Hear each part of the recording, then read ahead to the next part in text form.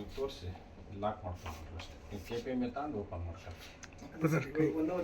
Half an hour ಅಷ್ಟೇ, ಇನ್ನೇನೈತೆ ಯಾರ್ದು ಬಂದೆ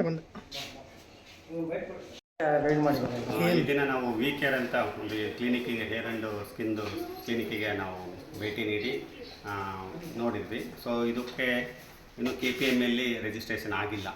ಸೊ ಇದರಲ್ಲಿ ಟ್ರೀಟ್ಮೆಂಟು ನಡೀತಾ ಇತ್ತು. ಹಾಗಾಗಿ ಅದನ್ನು ನಾವು ಇಮಿಡಿಯೇಟಾಗಿ ಕ್ಲೋಸ್ ಮಾಡಲಿಕ್ಕೆ ಅವರಿಗೆ ಇನ್ಸ್ಟ್ರಕ್ಷನ್ಸ್ ಕೊಟ್ವಿ.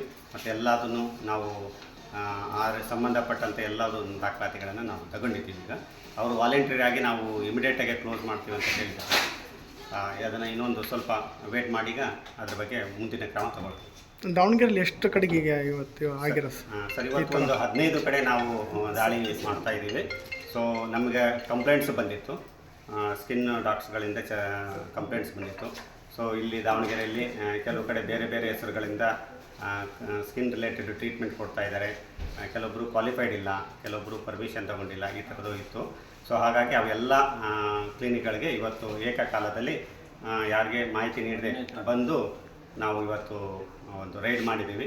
ಸೊ ಅದರಲ್ಲಿ ಏನು ನ್ಯೂನತೆಗಳಿದೆ ಅವುಗಳಿಗೆ ಮುಂದಿನ ಕ್ರಮ ತಗೊಳ್ತೀವಿ. ಸರ್, ಇಷ್ಟು ದೊಡ್ಡ ಆಸ್ಪತ್ರೆನ ಎಲ್ಲ ಒಂದು ಹಳ್ಳಿ ಆದರೂ ಕೂಡ ಇಷ್ಟು ದಾವಣಗೆರೆ ಸಿಟಿ ಒಳಗೆ ಒಂದು ಪರ್ಮಿಷನ್ ತಗೊಳ್ಳದೆ ಇಷ್ಟು ಆರೋಗ್ಯ ಮೇಲೆ ಇದು ತಗೊಳ್ಳಂಗೆ ಹಾಸ್ಪಿಟ್ಲ್ ಮಾಡಿದಾರಲ್ಲ, ಏನು ಸರ್ ಇದು?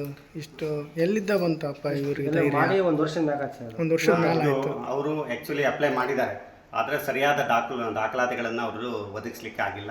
ಮುಖ್ಯವಾಗಿ ಅವರಿಗೆ ಫೈರ್ NOCನ ಪಡೀಲಿಕ್ಕೆ ಆಗಿಲ್ಲ ಇಲ್ಲಿವರೆಗೂ ಕೂಡ. ಸೊ ಹಾಗಾಗಿ ಫೈರ್ NOC ಇಲ್ಲ ಆದರೂ ಕೂಡ ನಾವು ಅದಕ್ಕೆ ಅನುಮತಿ ನೀಡಲಿಕ್ಕೆ ಆಗೋದಿಲ್ಲ. ಹಾಗಾಗಿ ಅವ್ರನ್ನ ಇಮಿಡಿಯೇಟಾಗಿ ಕ್ಲೋಸ್ ಮಾಡಿರಿ ಅಂತ ಅವರಿಗೆ ಈಗ ಇನ್ಸ್ಟ್ರಕ್ಷನ್ಸ್ ಕೊಟ್ಟಿದ್ವಿ. ನಿಮ್ಮ ಹೆಸರು ಸರ್? ಡಾಕ್ಟರ್ ದೇವರಾಜ್ ಅಂತ, ತಾಲೂಕು ಆರೋಗ್ಯಾಧಿಕಾರಿ ದಾವಣಗೆರೆ. DM ಹಾಗೂ ತಾಲೂಕು ವೈದ್ಯಾಧಿಕಾರಿಗಳ ದೇವರಾಜ್ ಅವರು ನಾವು ಭೇಟಿ ಕೊಟ್ಟಿರ್ತೀವಿ. ಈ ಭೇಟಿ ಸಮಯದಲ್ಲಿ ಇವರು KPM ನೋಂದಣಿ ಇಲ್ಲದೇ ಒಂದು ಕ್ಲಿನಿಕ್ ನಡೀತಾ ಇರುತ್ತೆ.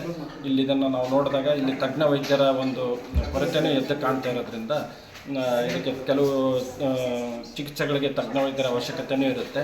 ಅದೆಲ್ಲ ಮೂಲ ದಾಖಲಾತಿಯನ್ನು ಒದಗಿಸಿ ಅವರು ಪುನಃ ಪ್ರಾರಂಭಿಸಲಿಕ್ಕೆ ಅವ್ರಿಗೆ ಹೇಳಿ ಈಗ ಒಂದು ಕ್ಲಿನಿಕನ್ನು ಮುಚ್ಚಲಿಕ್ಕೆ ನಾವು ಸಿದ್ಧತೆ ಮಾಡ್ಕೊಳ್ತೇವೆ. ಅದು ಬಿಟ್ಟರೆ ಏನಿರುತ್ತೆ ಸರ್ ಇವರಿಗೆ? ಮುಚ್ಚೋದು ಬಿಟ್ಟರೆ ಮತ್ತೆ ಏನು? ಅಲ್ಲ, KPM ತಗೊಂಡ್ಮೇಲೆ ರೂಲ್ಸ್ ಪ್ರಕಾರ ಈಗ ಇದರಲ್ಲಿ 3-4 ವಿಷಯ ಇರುತ್ತೆ. ಮಸಾಜಿಂಗು ಆ ಥರ ಎಲ್ಲ ಇರುತ್ತೆ. ಅದಕ್ಕೆ ಅನುಗುಣವಾಗಿ ಹೇರ್ ಟ್ರಾನ್ಸ್ಪ್ಲಾಂಟೇಷನ್ ಬಂದರೆ ಅದಕ್ಕೆ ಪ್ಲಾಸ್ಟಿಕ್ ಸರ್ಜನ್ ಅಥವಾ ಡರ್ಮಟಾಲಜಿಸ್ಟೇ ಬೇಕಾಗುತ್ತೆ. ಅದು ಬಿಟ್ಟು ಬೇರೆ ಬೇರೆ ಥೆರಪಿ ಇದ್ದಾವೆ, ಅದಕ್ಕೆ ತಕ್ಕಂತೆ ಅವರು ಇವ್ರನ್ನ ತಗೊಂಡು ಮಾಡ್ಕೋಬೋದಾಗುತ್ತೆ. ಅದನ್ನೆಲ್ಲ ಒದಗಿಸಿದ ಮೇಲೆ ಇವರು ಈ ಲೆವೆಲ್ಗೆ ಪ್ರಾರಂಭಿಸ್ಬೋದು ಅಂತ ಹೇಳ್ತಾರೆ. ಇಷ್ಟು ವರ್ಷ ಮಾಡಿದ್ರಲ್ಲ, ಮತ್ತೆ ಏನು ಶಿಕ್ಷೆ ಏನು? ಪ್ರಾಧಿಕಾರಾಧ್ಯಕ್ಷರು ಈಗ ನಾವು ಇದು DC ರಿಡ್ರೆಸಲ್ ಕಮಿಟಿಗೆ ಇದನ್ನು ನಾವು ಕಮಿಟಿ ಮುಂದೆ ಇದಕ್ಕೆ ಅದನ್ನು ತರ್ತಾರೆ. THO ಅವರು ಪ್ರಾಧಿಕಾರದ ಅಧ್ಯಕ್ಷ ಇರ್ತಾರೆ. ಇಲ್ಲಿ ಜಿಲ್ಲಾ ಮಟ್ಟದಲ್ಲಿ ರಿಡ್ರೆಸಲ್ ಕಮಿಟಿ ಅಂತ ಇರುತ್ತೆ DC ಅಧ್ಯಕ್ಷತೆಯಲ್ಲಿ. ಅವ್ರ ಗಮನಕ್ಕೆ ಇವತ್ತು ನಾವು 1 ವರ್ಷದಿಂದ ಮಾಡ್ತಾನೆ ಇದ್ದಾರೆ. 1 ವರ್ಷ ಆಯ್ತು. ಅವರು ಅಪ್ಲಿಕೇಶನ್ ಹಾಕಿದ್ದಾರೆ, ಅವ್ರ ಅಪ್ಲಿಕೇಶನ್ ರಿಜೆಕ್ಟ್ ಆಗಿದೆ. ಸೊ ರಿಜೆಕ್ಟ್ ಆದ ತಕ್ಷಣ ಅವ್ರದ್ದು ಏನು ಅಂದರೆ ಕ್ಲೋಸ್ ಮಾಡಬೇಕಾಗುತ್ತೆ. ಈಗ ಕ್ಲೋಸ್ ಮಾಡಿಲ್ಲ ಅನ್ನೋದಕ್ಕೆ ನಾವು ಈಗ 1 ವರ್ಷದಿಂದ ನಡೆಸ್ತಾ ಇದ್ದಾರೆ. 1 ವರ್ಷದಿಂದ ನಡೆಸ್ತಾನೆ ಇದ್ದಾರೆ. ಅಲ್ಲಿಂದ ಇದು ಪರವಾನಗಿ ಇಲ್ಲದೆ ನಡೀತಾ ಇದೆ ಅಂತ ಅರ್ಥ. ಇದು ಪರವಾನಗಿ ಇಲ್ಲದೆ ನಡೀತಾ ಇದೆ ಅಂತ ಅರ್ಥ. ಅದಕ್ಕೋಸ್ಕರ ಈಗ ಪರವಾನಗಿ ಇಲ್ಲದೆ ನಡೀತಾ ಇದೆ. ಈಗ ಸ್ಟಾರ್ಟಿಂಗ್ ರೈಡ್ ಮಾಡ್ಬೋದಿತ್ತಲ್ಲ, ಅವಾಗ ನೀವು ಅನುಮತಿ ಅಪ್ಲಿಕೇಶನ್ ಹಾಕಿರ್ತಾರೆ, ಓಪನ್ ಮಾಡಕ್ಕೆ ಬಿಡಬಾರ್ದಿತ್ತು. ಸಮಯಾವಕಾಶ ಕೊಟ್ಟಿರ್ತಾರೆ, ಅವೆಲ್ಲವನ್ನೂ ಇದು ಮಾಡಲಿಕ್ಕೆ ಅವ್ರಿಗೆ ಸಮಯ ಇರುತ್ತೆ. ಆ ಸಮಯದೊಳಗೆ ಅವರು ಅಪ್ಲಿಕೇಶನ್ ಕಂಪ್ಲೀಟ್ ಮಾಡಿಲ್ಲ ಅಂದರೆ ನಾವು ಅದನ್ನು ರಿಜೆಕ್ಟ್ ಟ್ರೀಟ್ಮೆಂಟ್ ಮಾಡಕ್ಕೆ ಅವಕಾಶ ಕೊಡಬಾರ್ದಿತ್ತಲ್ಲ, ಅವಾಗಿಂದ ಟ್ರೀಟ್ಮೆಂಟ್ ಮಾಡ್ಕೊಂತಾನೆ ಬರ್ತಿದ್ದಾರೆ ಅವರು. ಇಲ್ಲ, ಅಪ್ಲಿಕೇಶನ್ ಕೊಟ್ಟಿದ್ದಾರೆ. ಅಪ್ಲಿಕೇಶನ್ ಕೊಡಲಿ, ಓಕೆ, ನಾವು ಒಪ್ಕೊಂಡೆ. ಈಗಲ್ಲ ಅದಕ್ಕಾಗಿ ಇವತ್ತು ಬಂದಿಲ್ಲ. ಇದರಲ್ಲಿ ಬೇರೆ ಬೇರೆ ಈಗ ಎಲ್ಲದನ್ನು ನಾವು ಪರಿಶೀಲಿಸಬೇಕಾಗ್ತದೆ. ಈಗ ಸ್ಕಿನ್ ಗ್ರಾಫ್ಟಿಂಗ್ ಇದ್ದಾಗ ಡರ್ಮಟಾಲಜಿಸ್ಟ್ ಬೇಕು, ಇಲ್ಲ ಪ್ಲಾಸ್ಟಿಕ್ ಸರ್ಜನ್ ಬೇಕು, ಬೇರೆ ಬೇರೆ ಅದರ್ ಥೆರಪಿಗಳು ಮಾಡ್ತಾರೆ, ಮಸಾಜಿಂಗು ಈ ಥರ ಅದಕ್ಕೆ ನಮ್ಮ KPM ಬೇಕಾಗಲ್ಲ. ಕೆಲವು ನಮ್ಮದಕ್ಕೆ ಬೇಕಾಗಿದೆ. ನಮ್ಮ ವಿಷಯಕ್ಕೆ ನಮ್ಮ ತಜ್ಞರಿದ್ದಾಗ ಈಗೇನು ಅವ್ರು ಅಪ್ಲಿಕೇಶನ್ ಕೊಟ್ಟಾರೆ, ತಾಲೂಕು ಮಟ್ಟದಲ್ಲಿ ಪ್ರಾಧಿಕಾರದಿಂದ ರಿಜೆಕ್ಟ್ ಆಗಿದೆ, ಮತ್ತು ರಿಜೆಕ್ಟ್ ಆದ ತಕ್ಷಣ ಅವ್ರು ಸರಿ ಮಾಡ್ಕೊಂಡು ಅವ್ರು ಮಾಡ್ಬೇಕು. ಅಲ್ಲಿವರೆಗೂ ನಾವು ಈಗ ಪರ್ಮಿಷನ್ ಕೊಡೋದು ಆಯ್ತು.